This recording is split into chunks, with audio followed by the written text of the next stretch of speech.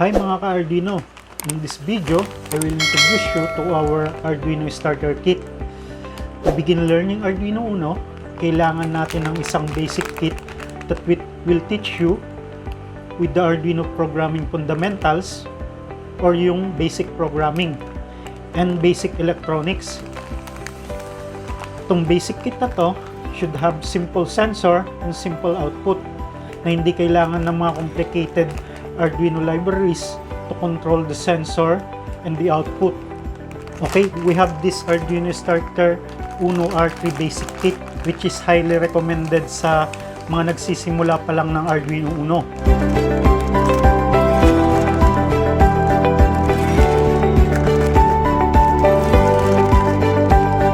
To make it possible for us to continue making Arduino video tutorials, please support the channel by purchasing our Arduino kit.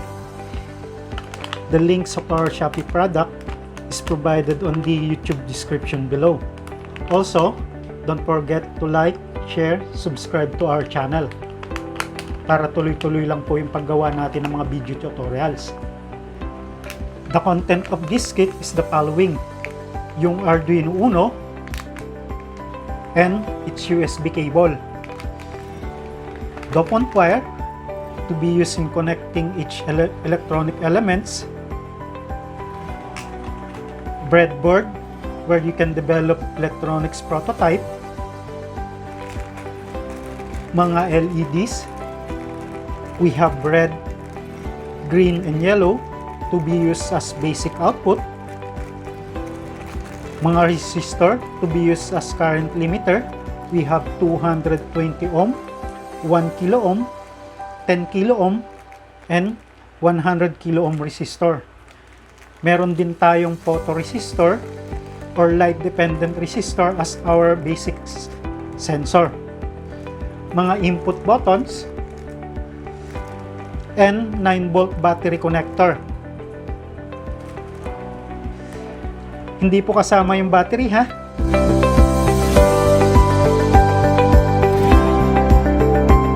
Okay, let's introduce the Arduino UNO board.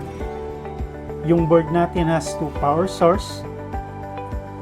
The first one is yung USB port which can be powered when connected to laptop or your computer. The other one is the power jack input where you can supply 6 to 12 volts of DC power. The board has 4 LED. The LED that has L marking, this one, is the one connected to digital pin 13. The TX and RX LED are indicators ng transmission and receive signal. Iilaw to when we download a Sketch or Arduino program to the Arduino board. This one is the power indicator. Okay, ito naman yung reset button. When we push this, the same ito sa pag-unplug nung Arduino board natin and plugging it back in. Magre-restart yung program natin from the beginning. On this side is yung digital pins naman natin 0 to 13. And yung pin 3, pin 5, pin 6, 9, 10, and 11 are also PWM pins. We'll explain these PWM pins on another video tutorial. On the other side is the analog pins, pin A0 up to A5, which can be used to handle analog inputs.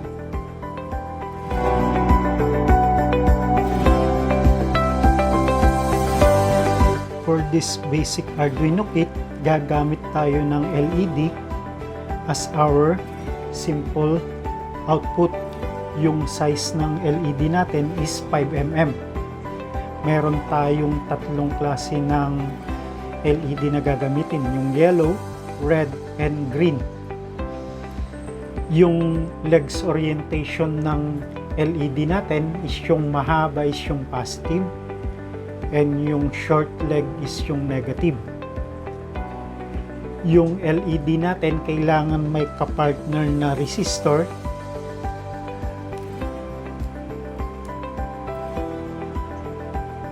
to control yung flow ng current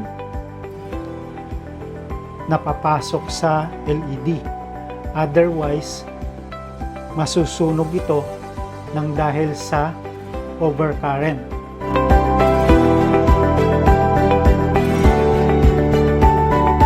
Okay, as discussed sa LED introduction natin, gagamit tayo ng mga resistor as current limiter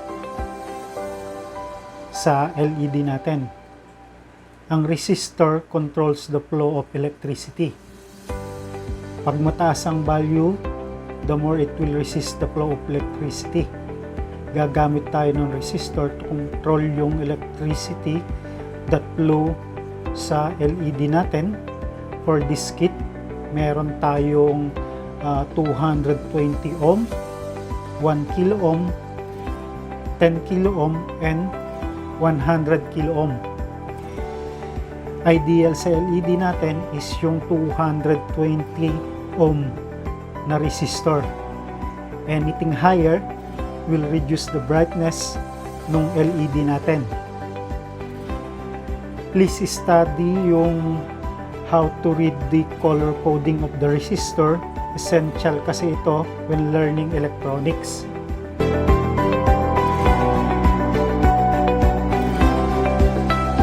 For our sensor, gagamit tayo ng LDR or light dependent resistor.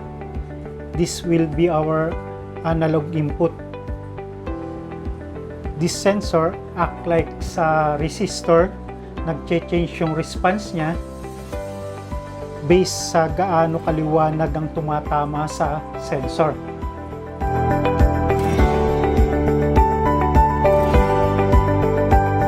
Ito naman yung mga push button switch natin. Ito yung magiging digital input natin. May 2 state lang ito, on or off.